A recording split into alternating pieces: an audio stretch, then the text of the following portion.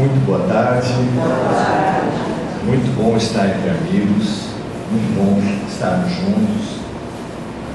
O que quer que tenhamos que viver, é melhor viver juntos, não é? Tem um ditado que fala que se correr o bicho pega, se ficar o bicho come. Mas um amigo meu falava que se juntar o bicho, foge. A gente passar juntos as dificuldades, ter uma coletividade, ter uma fraternidade, ter amizades é fundamental, especialmente nas horas mais difíceis.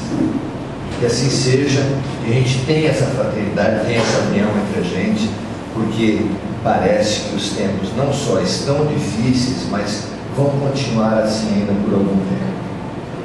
Que a gente tenha essa força do grupo, essa força do semente, tanto no aspecto espiritual quanto aqui entre nós mesmos, né?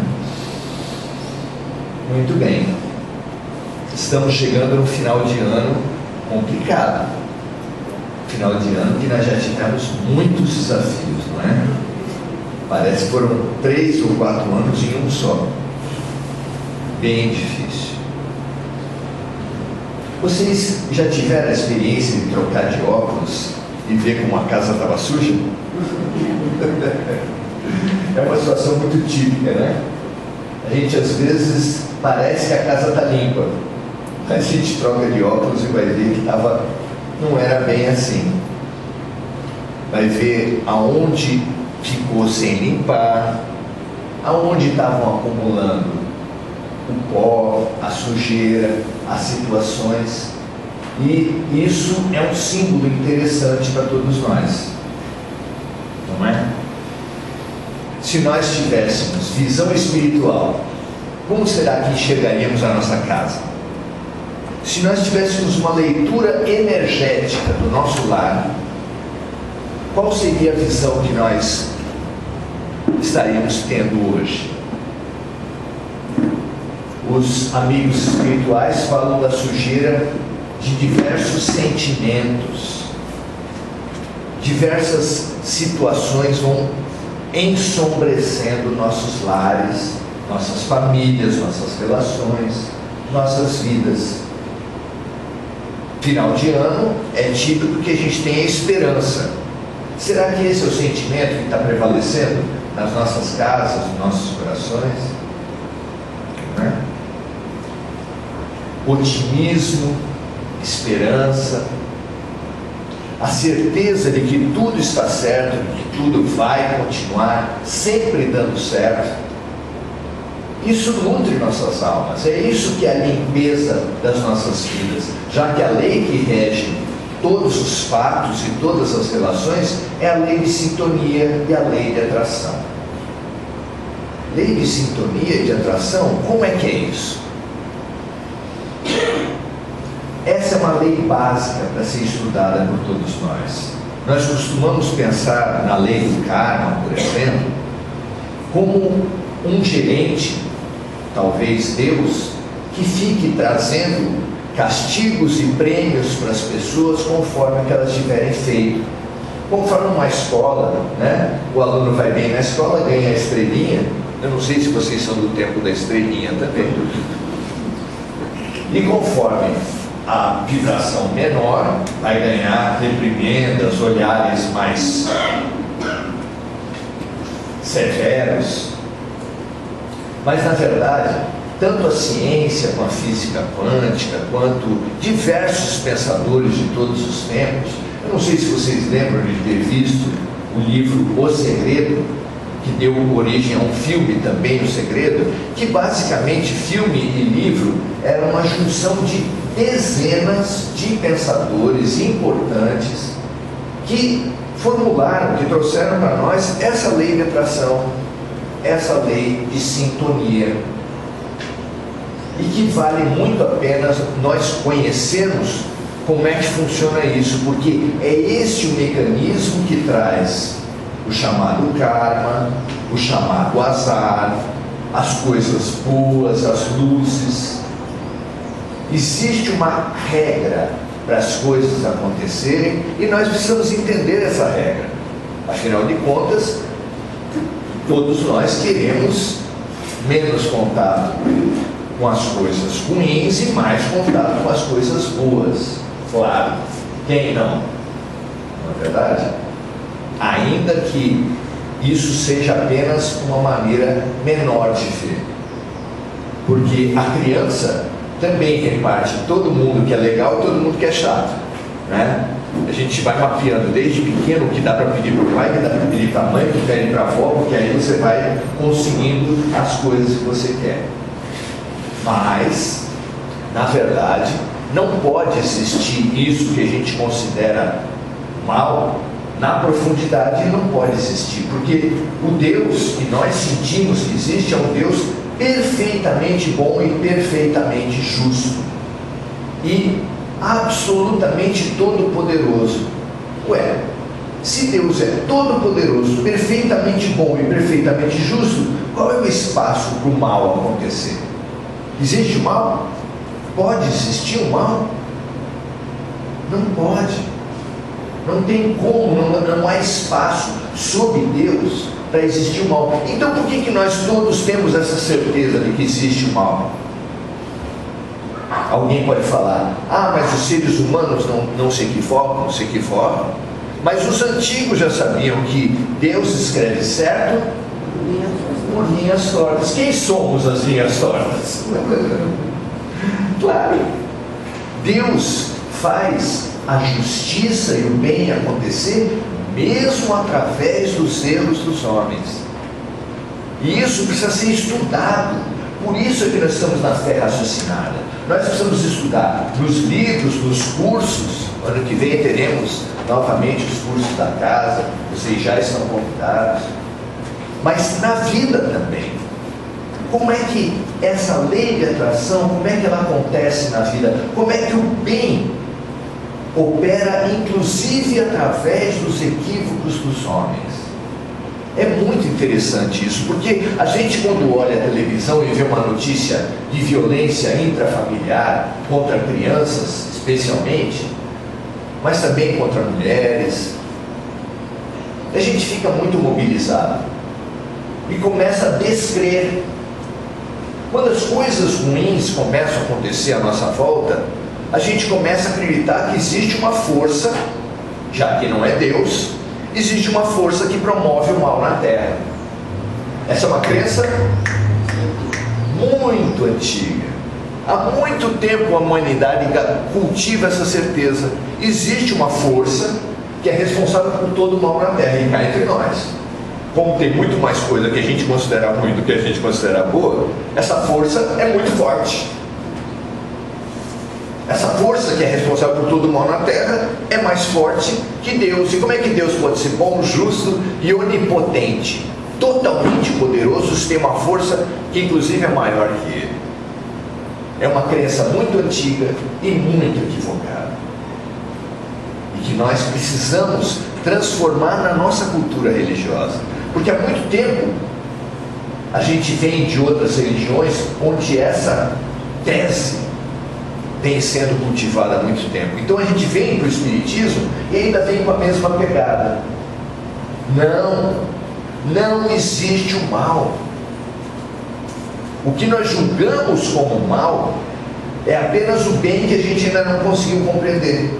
Como uma criança cujo pai e cuja mãe dá ordens chatas. Pai e mãe dá ordem chata.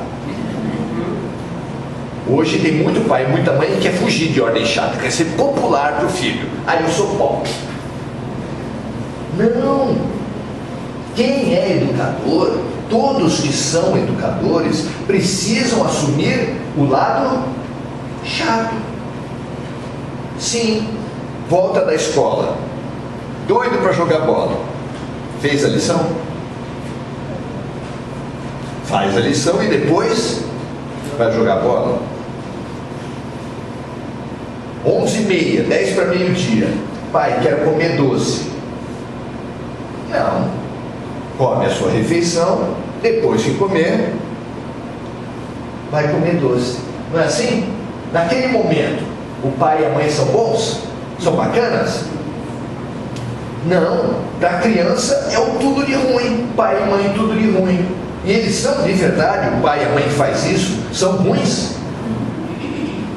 Mas então por que a criança acha que eles são ruins? Porque não tem maturidade para entender o bem que está por trás do aparente mal. Para a criança imatura, tudo que é contrário aos seus desejos é mal. Tudo que é favorável aos seus desejos é bom. E essa criança é tão presente nas nossas vidas que muitos de nós descremos, reclamamos de Deus com a triste experiência de orar e não ser atendido. Quem já orou aqui e não foi atendido? Cada mega cena acumulada. Cada mega cena acumulada vem. Bom, antes do jogo de futebol está lá o goleiro de um lado apontando para o alto e uma testa bem franzida. Quem ele está pedindo? Não sei. Mas o outro goleiro do outro lado está pedindo a mesma coisa. Pode Deus atender os dois? Daqui a pouco vai ter jogo. Pode? Nós temos tido essa triste experiência reiteradas vezes, muitas vezes, de pedir e não conseguir. E aí a gente abre o evangelho e fala: pedi e obtereis. Propaganda enganosa. Ou a gente faz uma ação coletiva e vai no Procon com o Senhor Jesus, ou então a gente vai tentar entender o que está acontecendo. O que está acontecendo? Para que orar? Para que pedir se a gente não é atendido? Mas Jesus dá uma dica muito interessante quando ele fala: qual é o pai que o filho lhe pede um pão e ele lhe dá uma pedra? Qual é o pai que o filho pedindo um peixe ele dá uma cobra? Tem algum? Isso foi traduzido maravilhosamente com uma frase preciosa: Deus nem sempre atende os nossos desejos, mas sempre atenderá as nossas necessidades. Aí acha-se uma chave fantástica, porque os pais também, bons pais, não são aqueles que atendem todos os desejos do seu filho, porque o meu filho não pode se frustrar, vai ficar com trauma. E ainda usa psicologia para falar: não, é psicologia. Como assim? Aprender a lidar com a frustração é fundamental na vida da gente. A frustração faz parte. Quem nunca lidar com a frustração, quando tiver a primeira, cai. Não. As frustrações são como vacinas. A vacina é um pouquinho de doença que é inoculada num organismo sadio e que faz esse organismo ganhar defesas para quando vier a doença de verdade, ele ter força, ele ter reação. É isso que fazem os bons educadores. Vão inoculando frustrações, inoculando situações para a criança se fortalecendo, para quando vierem as maiores, enfrentar. Porque viver é se frustrar. Por quê? Porque a gente pede coisa que não deve pedir. Fala a verdade. Agora rareou um pouco, mas aquela tarde cigana do amor, que tinha em tudo quanto é poste da cidade, mostra como a gente pede errado. Olhei e gostei da mulher do vizinho. Ah, mas está ocupada. Tem jeito de separar e grudar comigo? Quantas pessoas ficam impondo seus desejos ao outro, impondo seus desejos ao mundo? Parece que a graça da vida é impor seus desejos. Tinha um livro que orientava as pessoas para o casamento antigo, que fazia a pergunta: qual vontade deve prevalecer? A do marido ou da esposa? Na relação entre ricos e pobres, essa pergunta também está aí. Qual vontade deve prevalecer? A dos ricos ou dos pobres? A dos chefes ou dos subordinados? Qual religião deve prevalecer no Brasil? A espírita, a católica, a umbandista? Falsas questões. Essas questões não têm a menor importância, porque as instituições são dos homens. Outro dia, fazendo palestra, eu lembrei do meu tio e meu pai disputando entre si qual era o melhor cigarro. Hollywood era do meu pai e Minister era do meu tio. E a gente, criança no meio, ficava muito empolgado para vir a disputa. Ah, deve ser esse o melhor, deve ser aquele o melhor. Tem razão de ser isso? É como no Rio de Janeiro você optar. O que você acha melhor, o Comando Vermelho ou o PCC? Não! Essas coisas não têm razão de ser. A gente se engalfinha muito por essas questões. E esse ano foi exemplar para isso, cá entre nós, hein? A gente se engalfinha por questões que não têm a menor importância e se mata por causa disso. Por isso é que nós estamos chegando no final do ano e a nossa casa está sombria, está suja, porque nós tivemos vivências que acumularam sujeira nas nossas casas, sujeira espiritual. Não estou entrando na casa de ninguém para falar que vocês não fazem faxina. Nós temos acumulado muita sujeira espiritual. E um dos eventos que mais acumula sujeira nas nossas vidas é o erro. O erro mal compreendido. Alguém já errou com você? Nunca, não é? Vocês nunca tiveram nenhuma frustração na vida. Quando as pessoas erram conosco, a gente guarda que tipo de lixo espiritual? Não é? Rancor, mágoa. E tudo isso é lixo. Tudo isso é lixo. Quando você erra com os outros, tem alguém aqui que já errou com os outros? Quando a gente erra com os outros, que tipo de lixo a gente cata, acumula, junta? Quando você erra com os outros, você guarda culpa. São dois terríveis lixos espirituais. Como a gente não erra uma vez só, como os outros não erram uma vez só, quando você vai ver, a tua casa está... Aí você vem para o semente, porque quando a gente junta muito lixo material nas casas, junta o quê? Junto com o lixo. O que o lixo atrai? Pernilongo, barata, lacraia, ratinho, rato. É toda a cadeia alimentar. Quando a gente junta maus sentimentos espirituais, você atrai más influências espirituais. Ah, mas eu vou no semente, eles dão passe. Não. Eles aliviam. Se for o caso, afasta e encaminha. Mas ninguém no semente, ninguém na terra é maior que Jesus. E Jesus disse sobre a questão da desobsessão, ele tem uma receita curta e muito clara para todos nós. Ele diz assim: se um espírito é expulso de uma casa, mas a casa continua arrumadinha para ele, ele até sai, mas volta com outros 7. Dá para ter dúvida o que é isso? Que casa é essa que está arrumada para os espíritos? Uma casa suja. Uma casa suja espiritualmente. É a nossa sujeira, as nossas mágoas, nossas culpas, nossos medos, nossos preconceitos que atraem as presenças espirituais identificadas com esses sentimentos, que se nutrem desses sentimentos. Daí a gente volta mais aliviado, e como a casa ainda está suja, as influências continuam perturbando a tua família, teus relacionamentos, teu dia a dia. Ah, eu até voltei melhor do semente, mas está tudo ruim de novo. O prato é fraco. Tá bom.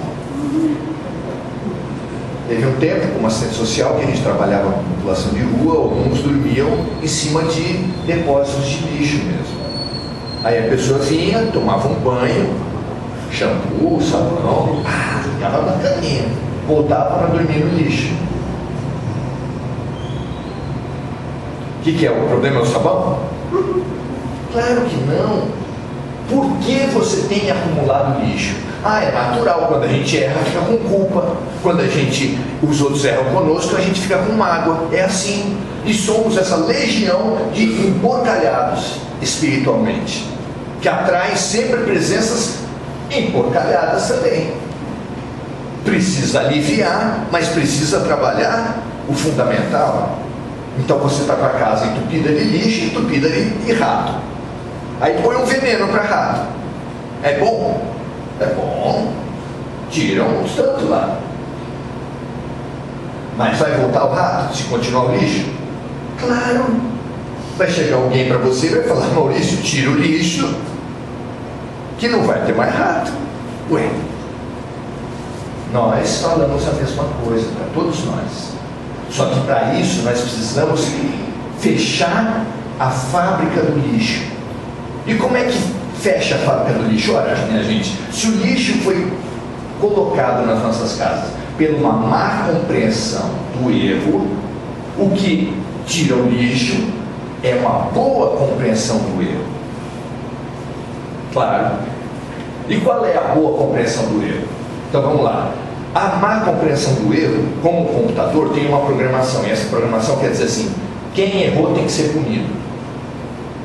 Vocês já ouviram essa ideia em algum lugar? Quem errou tem que ser punido? Está na concepção de céu e inferno. Quem errou tem que ser punido. O próprio Deus é um Deus incompreensível, porque Ele manda Jesus falar que a gente tem que perdoar 70 vezes, 7 vezes, e a gente erra e Ele mesmo não perdoa. Ele manda a gente perdoar, mas Ele não perdoa. Tem lógica isso? Tem lógica esse inferno que foi colocado na vida da gente, na cabeça da gente? Claro que não. Não existe inferno, não existem castigos eternos no inferno. Leia Céu e Inferno de Allan Kardec, que você vai entender um pouco melhor, mas os romances vão te mostrar isso. São dadas inúmeras chances para todos nós. Então, essa ideia, essa máquina de produzir mágoas e culpas, que está programada com quem errou tem que ser punido, ela tem que ser revista, ela tem que ser transformada ela mesma, porque ela mesma é um lixo. É uma criação humana que não se sustenta, que não tem lógica, que não condiz com o Deus de amor. Então, há uma outra máquina? Vamos lá. Qual é a outra máquina, que é a outra maneira de enfrentar o lixo, de enfrentar os erros? Não é uma outra máquina que vocês desconhecem. Essa é a vantagem. Todos nós já conhecemos essa outra máquina. E já praticamos essa outra máquina. Isso é grande vantagem. Quando nós nos deparamos com uma criancinha, com alguém que a gente ama, pode ser nosso filho adolescente, pode ser nosso irmão, muitas pessoas que nós amamos se equivocam gravemente. E a gente quer que eles sejam punidos? A gente quer que eles aprendam, reparem seus erros e bola para frente. Qual é o princípio dessa máquina? Qual é a programação ética dessa máquina? Ninguém aprende sem errar.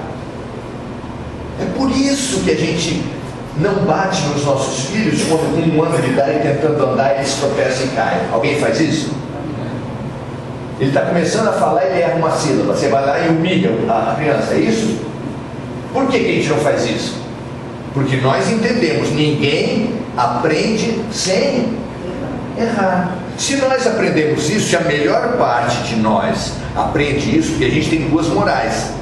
A gente tem as duas programações para a gente. Quando o problema é dos outros, quem errou tem que ser punido. Quando é nosso amor, ninguém aprende sem errar.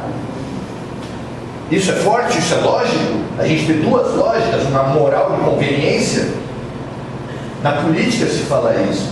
Aos amigos tudo, aos inimigos a lei. Isso acho que foi Getúlio Vargas que falava. Para ficar bem claro que não é ninguém dessas tendências atuais. Essa moral de conveniência não condiz com o pensamento ético. Só existe uma maneira de ver o mundo. E a maneira pura, a maneira que não suja nossas casas, a maneira que mantém nossas casas limpas é: ninguém aprende sem errar. Ah, mas mesmo Hitler, será que todo o erro que a humanidade comete é por ignorância? O que vocês acham? Será que todo erro que a humanidade comete é em razão de ignorância?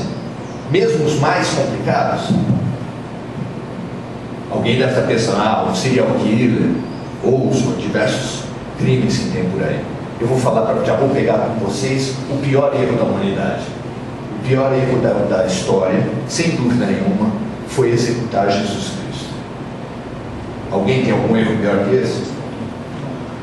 Esse foi o pior erro da história. E ele mesmo, do alto da cruz, na sua última fala, falou assim, pediu a Deus: perdoai-vos, eles não sabem o que fazem. Isso quer dizer que mesmo o pior erro é um erro por ignorância. E ele perdoou por quê? Porque ele, mais do que qualquer um de nós, sabe que ninguém aprende sem errar. Todo mundo aqui já fez faxina, não fez? Quando você está fazendo faxina, você não tem uma esperança que os membros da casa não sujem de novo? Eu sei que é idiota isso. Porque você limpa e suja, limpa e suja, limpa e suja. Mas você tem uma esperança que vem não sei de onde. Vai tirar a esperança? O cara já está fazendo faxina. Vai tirar a esperança dele? Não vai. Você faz a faxina na tua casa e fala assim: vão entrar de pé sujo de novo, né? Já deixa até um pano bem legal, bem na frente, assim, um pano de ostentação, para ver se ninguém. Nós estamos em plena época de faxina. Nunca tem tanta luz na terra quanto dezembro. Vocês sabiam disso? Dezembro. Há um mutirão nos céus. Nós estamos vivendo sob um mutirão de luz dos céus. Agora, um mutirão de faxina. Anjos, obreiros, apóstolos, luminares de Jesus estão aqui na terra. Claro que não só para a gente.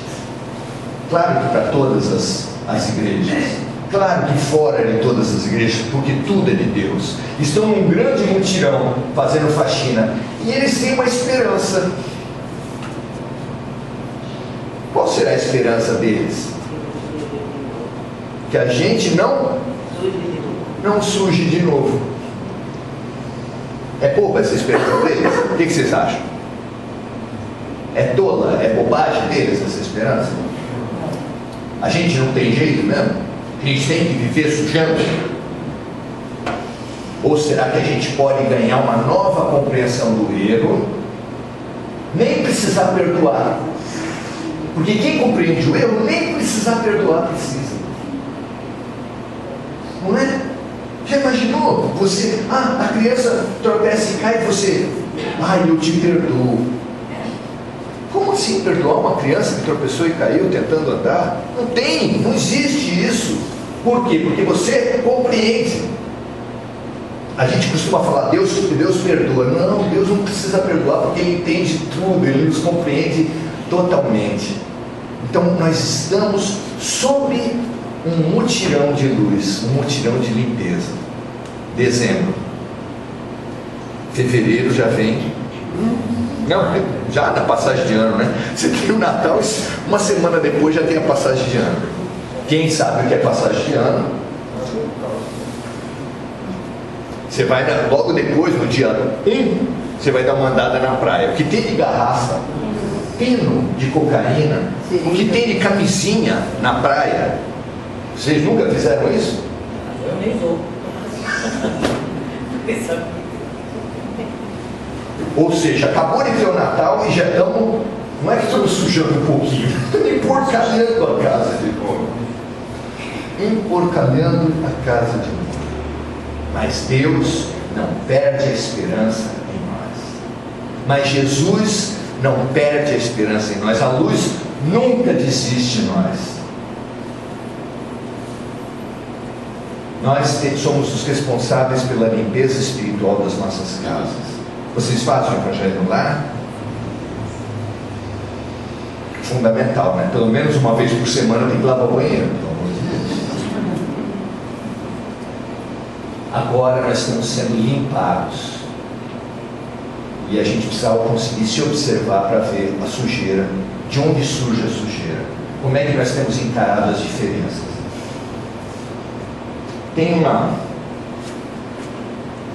música que nos fala muito desse momento, desse dezembro. Uma música que nos fala desse banho de luz de dezembro e que a gente pode usar agora para reforçar o trabalho do pessoal lá em cima, já que eles estão fazendo faxina. Vamos ajudar eles na faxina um pouquinho? O que vocês acham? Ela diz assim: quanta luz nesse ambiente, descendo sobre nós, brilhando em nossa mente. Vamos lá. Quanta luz, quando aqui em prece, minha alma cresce aos olhos de Jesus. Quanta luz, quando em oração a voz do Mestre fala aos nossos corações. Quanta luz descendo sobre nós. Quanta luz, quanta luz. Muito bem.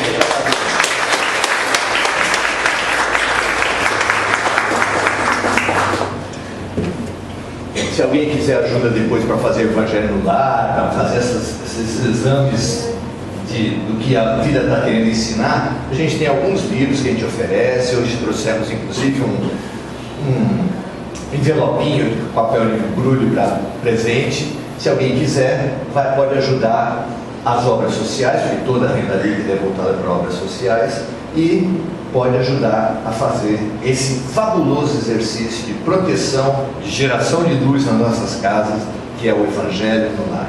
Muito obrigado.